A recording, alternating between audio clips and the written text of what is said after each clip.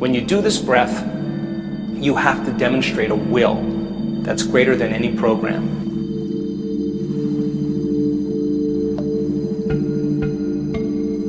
You have to find a level of intensity or a level of passion that's greater than the body as the mind or any addiction to any emotion.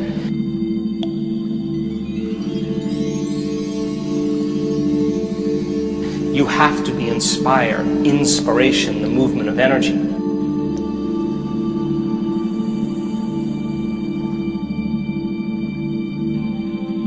It's important for you to keep practicing. Many people, they do it once or twice and they say, nothing happened, I'm going to give up. But my question is, how long have you been thinking and feeling in these loops, and what is it going to take to begin to disturb that energy so you begin to shake it loose?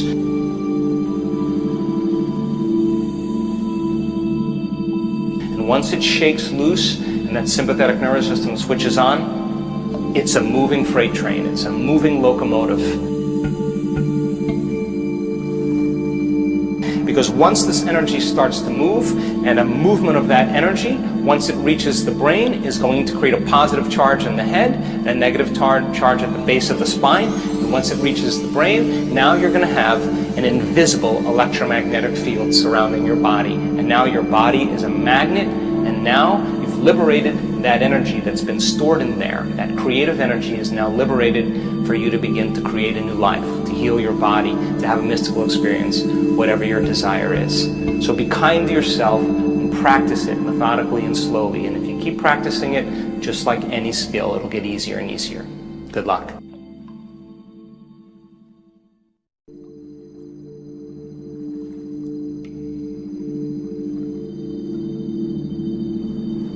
So as you sit up straight and open up this channel to the brain,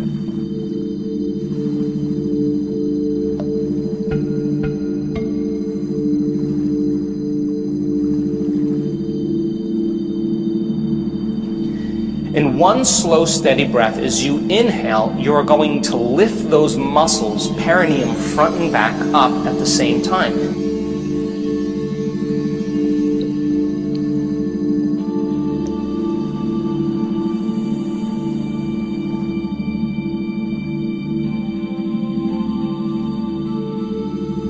So as you inhale now, you're pulling that energy and contracting these muscles, and you're locking that first center down, and you're squeezing, and you're milking this energy out of there.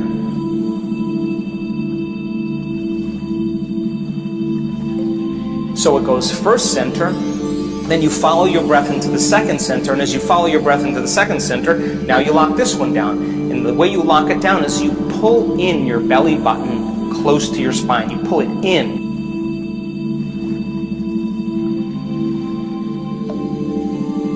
So then inhale, first center, then you pull in the second center. You're still following your breath slowly and steadily. And then you pull it up into your upper abdomen, and you're locking down the center here. Now you're squeezing all three of these lower centers. And when you squeeze these muscles, you begin to push that cerebral spinal fluid up. You follow your breath up into your chest, shoulders down. You follow it through your throat, straighten your spine. You follow it all the way up to the top of your head.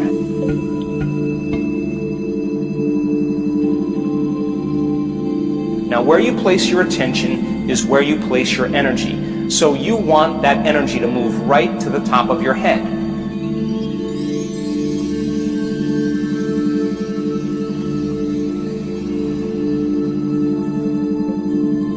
So then as you inhale, you bring that energy all the way up to the top. You keep following your breath. You lock all the way to the top. When you get to the top, now you hold your breath.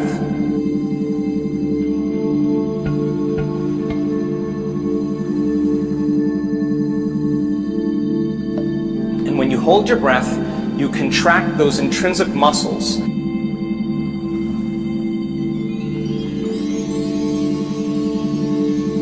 You begin to lift those muscles up, and you begin to compress those muscles, and you begin to push that cerebral spinal fluid up into your brain.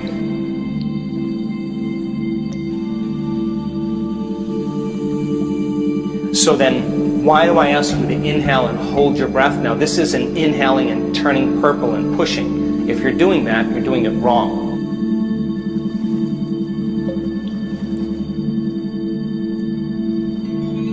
It's a slow, steady breath, and you follow that breath all the way to the top, either to the top of your head, or you put your awareness on where that pineal gland is between the back of your throat and the back of your head.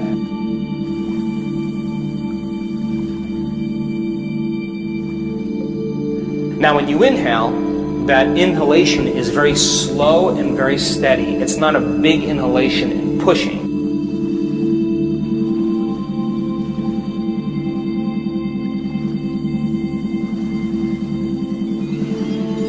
It's a slow, steady breath, and you're contracting these muscles and coordinating it. You're following your breath all the way to the top of your head, and when you get to the top of your head, I'm going to ask you to inhale a little bit more, and as you pull up, you're going to lock these muscles down even further, and you're lifting them up.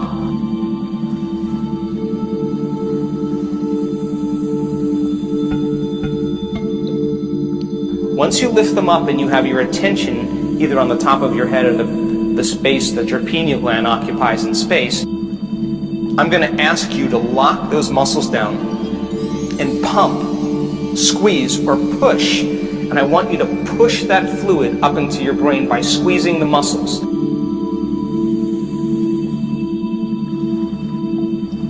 Not by holding your breath harder, but by squeezing those muscles.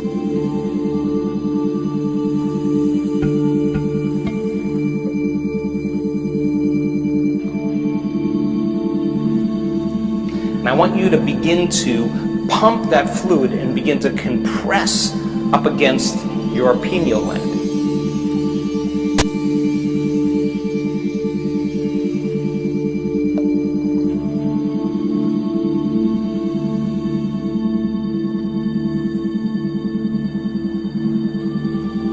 When you do this breath, you have to demonstrate a will that's greater than any program.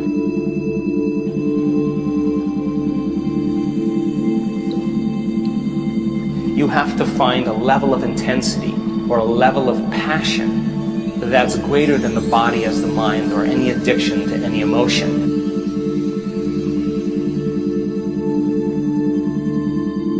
You have to be inspired, inspiration, the movement of energy.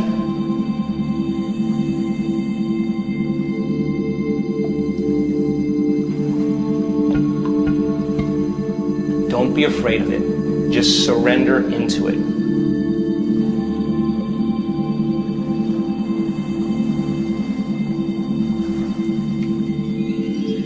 For some people, their body will do unusual things. That's information trying to be integrated into it.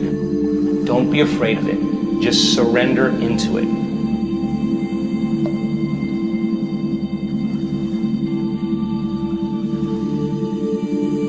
If your body does weird things, more than likely that's energy moving to your brain. If you have a lapse of consciousness or you all of a sudden find yourself on the ground, that's energy moving into your brain. It's happened to me numerous times.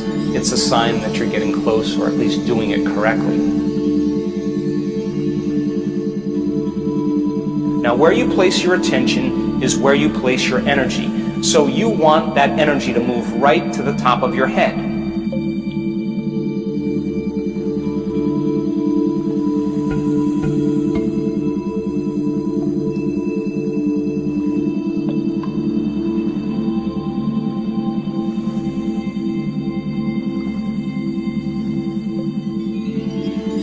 Inspiration, the movement of energy.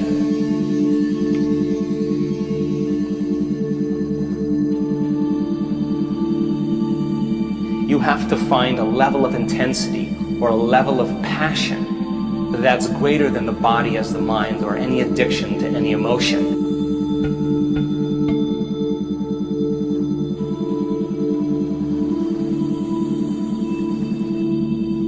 Don't be afraid of it. Just surrender into it.